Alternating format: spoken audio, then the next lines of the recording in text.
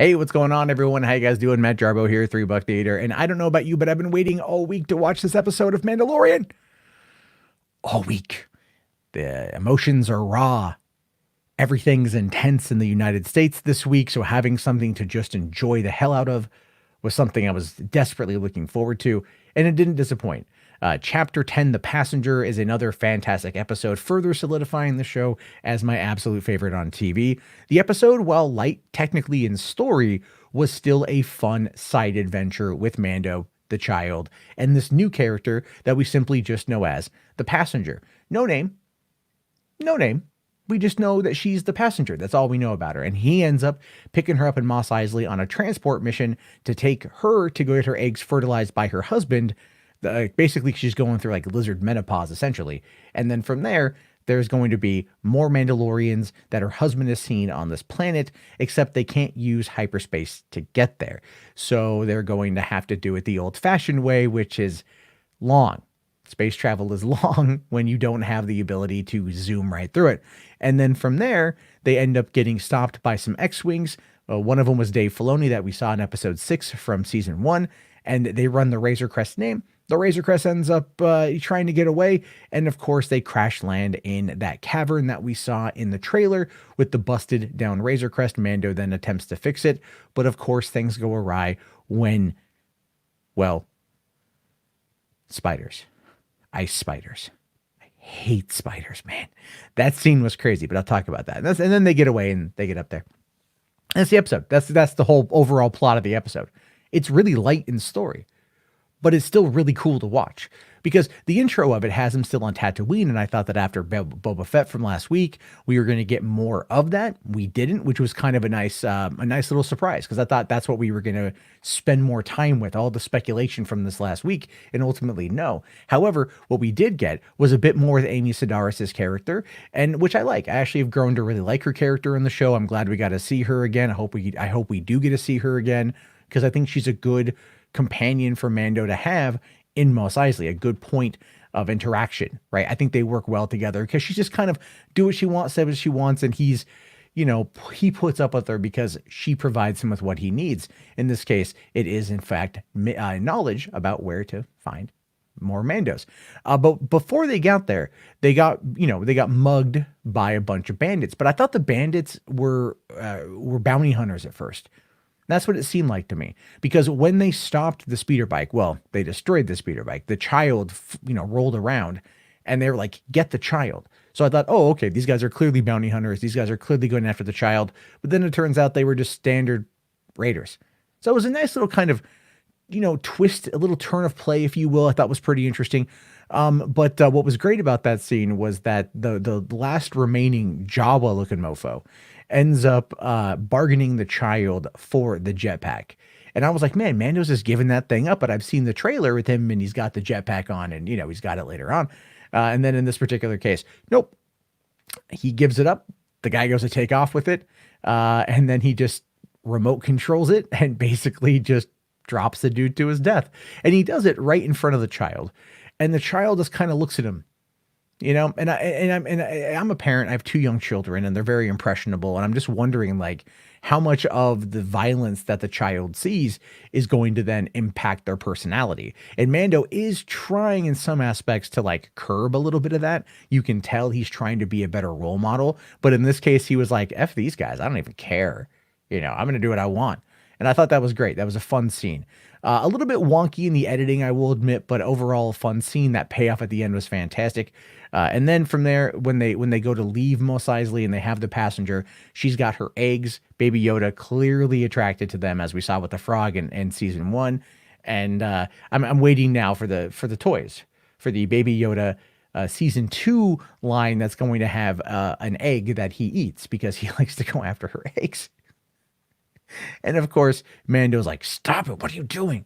What I really enjoyed was like Mando doesn't understand anything about who this lady is, her species, or anything like that, and so he's still kind of cold and callous. But he wants to just do the job, and he thinks this is going to be a simple transport. But when they crash land, he's like, "Look, there's nothing we can do. We're stuck here for a while. I have to get the ship fixed. Just get some rest." And then she's like, "My eggs will die." I have to go. And she finds the body of the assassin droid from episode 6 from last season, which was voiced by Richard Ayoade. And she actually programs in to him in order to get him to translate her, which I thought was actually pretty cool. And then from there, Mando recognizes the guilt. He feels the guilt trip, and he's like, all right, all right, all right, all right, all right, all right, all right, all right, all right. I will fix this thing and we'll take off. And that's what he does. And you know, because deep down, Mando's a good character. Like deep down, Mando's a good guy, you know. And that was the thing that I thought was, I always enjoy watching his character growth, because he doesn't just think about himself. He does think about himself, but not just about himself. So it works out okay. And then of course, from there, you know, the lizard lady walks off, the passenger walks off. She finds a hot spring. She's keeping her eggs warm while she's bathing in it.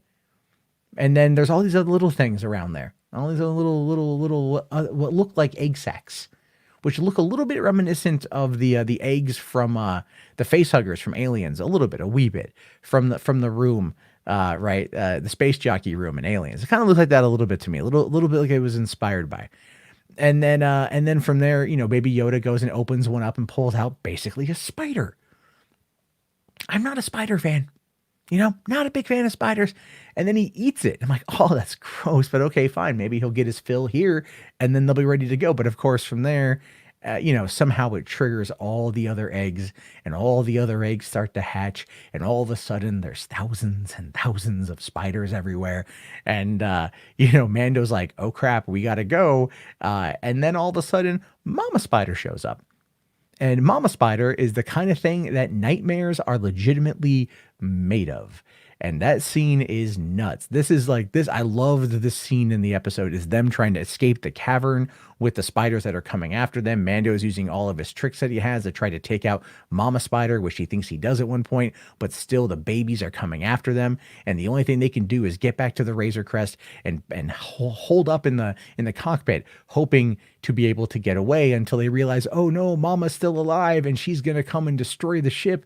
But then, of course, the Deus Ex Machina aspect of Star Wars happens, and blaster fire happens out of nowhere. And my thoughts are like, did the assassin droid, did he, like, she fix him when we weren't paying attention? And that's going to be what's there. Like, is he going to join the crew? I thought that for a minute. Thought that'd be kind of cool. And it turns out, no, the X-Wings were able to track down the Razor Crest, and they were able to use their blaster rifles to be able to take out all the spiders, which I thought was pretty excellent, actually. They didn't use the X-Wings. They landed the X-Wings and then used actual blaster rifles, which is not something you see very often. So that was pretty cool.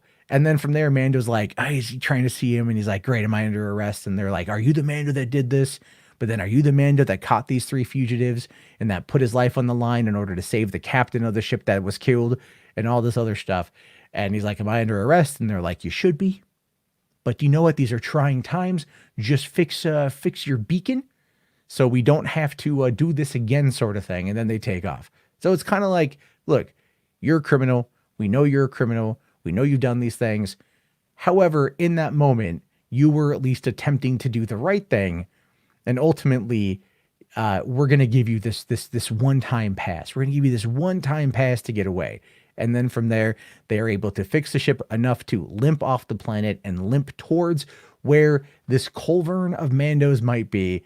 And that's where the episode ends. It's very simple, but it's a fast 40 minutes. Right. And I like the fact that it was just a fun, like, kind of side adventure. It felt like just an old kind of a tropey episode, to be honest with you. But it was still a lot of fun to watch. And it was still like, I mean, the stuff with the spiders had me literally just, if I could have taken, I should have been recording my reaction, because my facial expression, I think, was like, I don't like spiders. I don't like spiders at all. So that's where I was at. Like, I was just, you know, and, but Peyton Reed directed the episode. Favreau wrote the episode. And I think Peyton Reed did a pretty good job. I'm looking forward to the more higher profile directors coming into the season to see what they do with it. That being said, it was another fantastic episode of what is clearly my favorite show right now. And I am so happy that we have it. I'm so happy that it's here. And especially this week, it brings me comfort. It brings me joy. It makes me love Star Wars even more. And that's how I feel about it. You might feel differently. And I want to hear your thoughts. I want to hear your opinions. Let me know down in the comment section. My name is, of course, Matt Jarbo. This has been 3 Buck Theater. Please be sure to leave a like. Let's try to get to like 50 likes. I don't know. I think that's a good number. And I'll talk to you all later. Have yourself a great day, and peace out.